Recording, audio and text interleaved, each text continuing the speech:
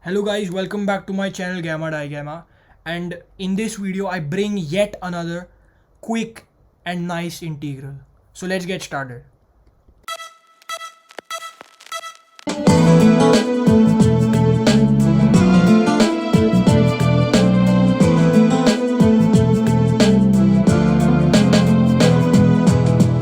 Okay, so consider I to be the integral from 0 to infinity of natural log of x times e to the negative x squared dx.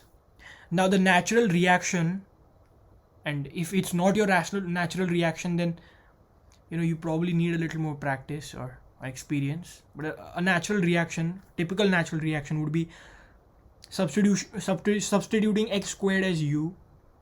So x becomes square root of u, which implies that dx is nothing but du over 2 times square root of u.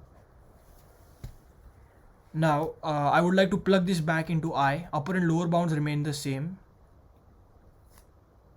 We have natural log of square root of u e to the negative u du divided by 2 times square root of u.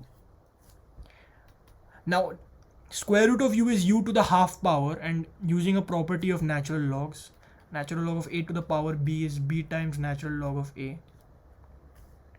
We can bring the half out and this half will make a 1/4. Integral from 0 to infinity. Now we have natural log of u e to the negative u. Square root of u in the denominator can be taken up as a negative power, u to the negative half du. Okay, what is this now? Well, here's a hint. We need to use some non-elementary special function. Okay, so I hope you remember what the gamma function was. Gamma of z was defined as integral from 0 to infinity e to the negative u to the z minus 1 du. So what was gamma of half? Well, just substitute that. Integral from 0 to infinity e to the negative u to the negative half du, which had a value of square root of pi because of the Gaussian integral. If you substitute u as x squared, you get the Gaussian integral back. Fine. What happens when we differentiate the gamma function with respect to z? Well, we get integral from 0 to infinity e to the negative u to the z minus 1 and a natural log of u if you perform the differentiation step properly. Now when you substitute 1/2 in here, you get integral from 0 to infinity e to the negative u to the negative 1/2 natural log of u du, and that is precisely 4 times I. I mean, this is what is essentially gamma prime of half. So I just becomes 1/4 gamma prime of half. So a word of advice is, if you see a natural log anytime with a negative exponential and some algebraic term, it's most of the times going to be a derivative of gamma. Now remember how we defined the digamma function. It was the derivative of natural log of gamma, which was basically gamma prime of z over gamma of z. So gamma prime of z was just digamma of z times gamma of z. So I can write this as gamma of half multiplied with the digamma of 1/2. The gamma of half we know is the Gaussian integral and has a value of square root of pi. So 1/4 square root of pi. Now the trick is to find the digamma of 1/2, and I don't believe we've calculated that before. We calculated the digamma of 1 and the digamma of 2 in previous videos, not a fractional argument like this. So for this, I would like to consider the following. I would like you to consider Legendre's duplication formula.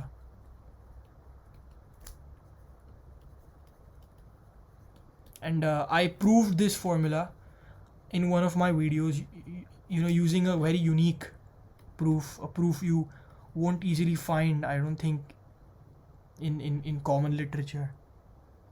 But the formula went like this: square root of pi times the gamma of 2z is equal to 2 raised to 2z minus 1 gamma of z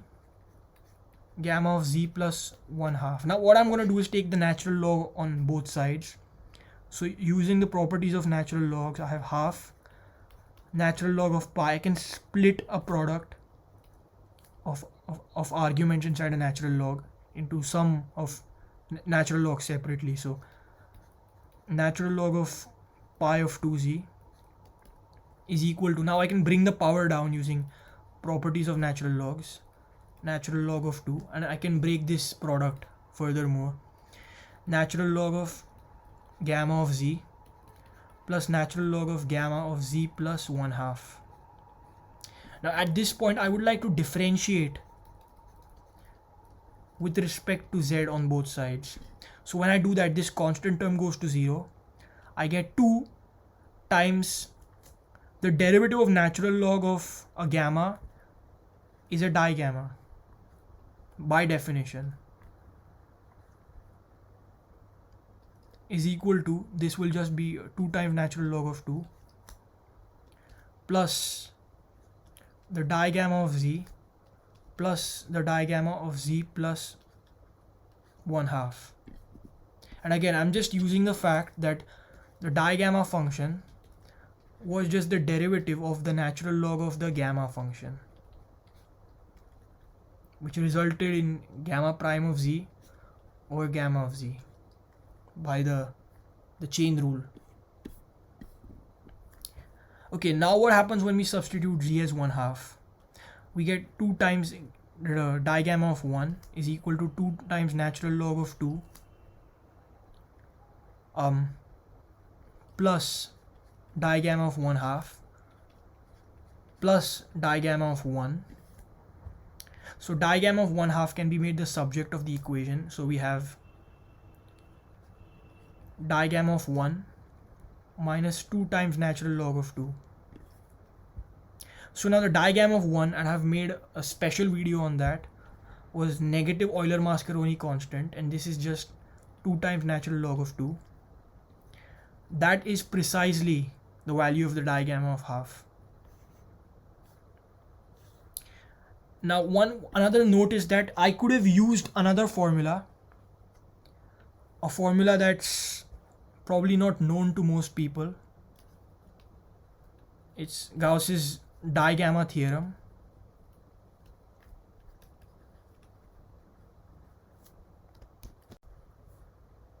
So the formula went something like this, if I remember my literature correctly.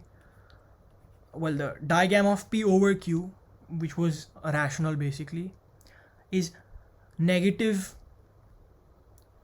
Euler-Mascheroni minus natural log of 2q minus pi over 2 cotangent of p over q times pi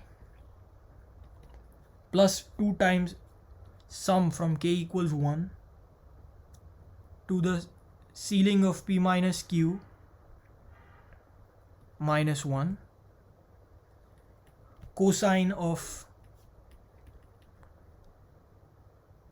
2 pi pk over q natural log of the sine of pi k over q. So I think this was the functional formula, like the main formula for this thing, and the proof for this is kind of non-elementary. It gets kind of out of hand, or I was actually going to use this in the first place, maybe like prove it in like another video, but I mean, as long as I can't prove this, I won't use this that often. If some question really demands it, I will, but I'm gonna try to find a more elementary proof of this, but let's see. I can't make any promises with this. I mean, it's Gauss you were dealing with. I mean, that guy was a freaking genius. Okay, whatever. So now what we can do is we can just substitute the digamma of half in this original equation for I. So I is just 1/4 gamma of half, which is square root of pi, and then digamma of 1/2, which just turned out to be negative Euler-Mascheroni minus 2 times natural log of 2. We can break this into separate terms. So minus Euler-Mascheroni times square root of pi over 4 minus square root of pi times natural log of 2 over 2. That is pretty much the answer for I, and it's negative if you notice.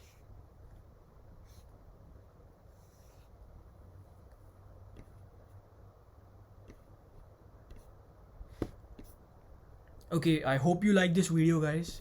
This one was a little weird, but this seemingly innocent integral gives this beautiful result with the product of the Euler-Mascheroni and pi.